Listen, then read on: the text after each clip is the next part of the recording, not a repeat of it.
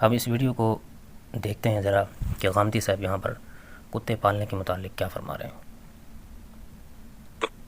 کو پیٹ کے طور پہ گھر کے اندر رکھ سکتے ہیں۔ اصولی بات یہ ہے کہ اگر آپ نے کسی کتے کو یا کسی بھی جانور کو سکھایا ہوا ہے، ٹرین کیا ہوا ہے، وہ گندگی نہیں پھیلائے گا، جہاں چاہے گھر پہ حاجت کرنے کے لیے نہیں بیٹھ جائے گا، اسٹریٹ ڈاگ نہیں ہے، آپ نے اس کو باقاعدہ تربیت کیا ہے، سکھایا ہے، شکار کے لیے ہے، رکھوالی کے لیے ہے، پیٹ کے طور پر گھر میں رکھنے کے لیے ہے، اس میں کوئی حرج کی بات نہیں۔ لیکن اگر آپ ویسے ہی کسی بلے کو پکڑ کر اس طرح گھر میں رکھ لیں تو اس چیز کو ناپسند کیا گیا ہے، کیونکہ پھر گندگی پھیلے گی، غلاظت پھیلے گی، تو اس وجہ سے اس کو موضوع نہیں سمجھا گیا۔ اور دوسری چیز یہ ہے کہ اب آپ نے اس کو ظاہر باندھیں گے تو باندھنا ہے، ایک مقصد کو سامنے رکھیے، اور دوسرے اس کو جو حقیقی ماحول ملنا چاہیے وہ دیجیے اس کو، یعنی آپ اس کو ایسے نہیں باندھ سکتے۔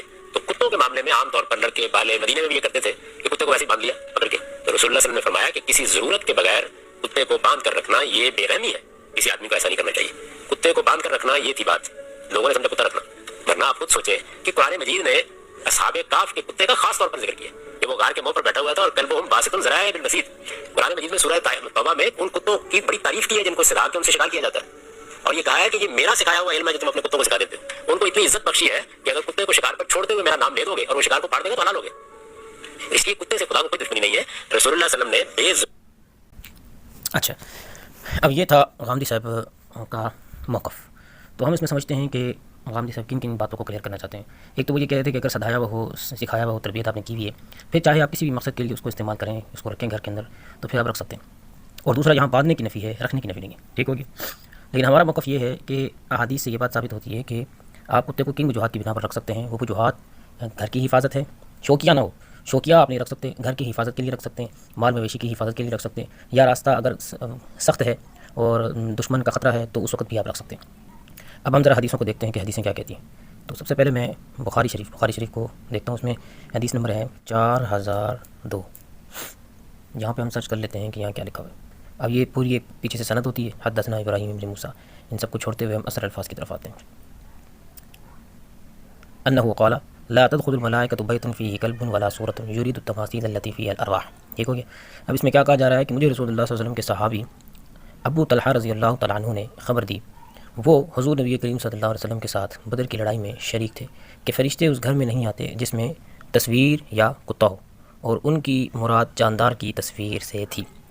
اچھا، اب یہاں پر باندھنے کے الفاظ نہیں ہیں، یعنی یہاں کہیں یہ نہیں ہے کہ باندھ کے کسی نے کتے کو رکھا تو ادھر فرشتے نہیں آتے، بلکہ یہاں مطلق لفظ ہیں کہ فرشتے اس گھر میں نہیں آتے جس میں تصویر یا کتا ہو۔ تو کیا تصویر بھی باندھی جاتی ہے؟ تو پہلی بات۔ دوسری بات یہ ہے کہ یہاں پہ کتا جو ہے، کیا یہاں پہ کتے کے لیے باندھنے کے الفاظ ہیں یا صرف کتا رکھنے کی بات ہو رہی ہے؟ تو ایک تو ہو گیا یہ حوالہ۔ اچھا، اس کے علاوہ دوسری کتاب ہے سنن ترمذی، اور سنن ترمذی کے اندر میں الفاظ لکھتا ہوں کیونکہ ایگزیکٹ مجھے وہ نہیں مل رہا تھا، میں نے پہلے تلاش کیا ہے لیکن کیا نکلتا ہے۔ اچھا، 1489 پہ ہم دیکھتے ہیں اس روایت کو۔ میں ان لوگوں میں سے ہوں جو رسول پاک علیہ السلام کے مبارک چہرے سے درخت کی شاخوں کو ہٹا رہے تھے۔ آپ علیہ السلام خطبہ دے رہے تھے اور آپ نے فرمایا کہ اگر یہ بات نہ ہوتی کہ کتے دیگر مخلوقات کی طرح ایک مخلوق ہیں تو میں انہیں مارنے کا حکم دیتا، ٹھیک ہے۔ لیکن دیکھیں آپ علیہ السلام اتنا یعنی اس کتے سے نفرت کا اظہار کر رہے ہیں۔ سو اب تم ان میں سے ہر سیاہ کالے کتے کو مار ڈالو، اور جو گھر والے بھی شکاری یا کھیتی کی نگرانی کرنے والے یا بکریوں کی نگرانی کرنے والے کتوں کے سوا کوئی دوسرا کتا باندھے رکھتے ہیں، یعنی یہ کون سی صورتیں ہوئی مستثنا، یعنی جن صورتوں میں اجازت ہے گھر والے بھی شکاری، یعنی ایک ہے گھر میں وہ کتے جو شکار کے مقصد کے لیے رکھے گئے، نمبر 1۔ نمبر 2، کھیتی کی نگرانی کے واسطے رکھے گئے، نمبر 3، بکریوں کی نگرانی کی واسطے رکھے گئے۔ اس کا مطلب یہ ہوا کہ گھر میں اگر بندہ کتا رکھتا ہے تو اس کا مقصد ان میں سے کوئی ایک ہونا چاہیے، یا شکار کے لیے اور یا بکریوں کی، یعنی بکریوں سے مراد بکری مال ہے تو مال کی حفاظت کے لیے اگر رکھ رہا ہے تو پھر اس کو کتا باندھے رکھنے کی اجازت ہے۔ اگر اس کے علاوہ وہ کو باندھے گا تو ہر دن ان کے عمل یعنی ثواب سے ایک قیرات کم ہوگا۔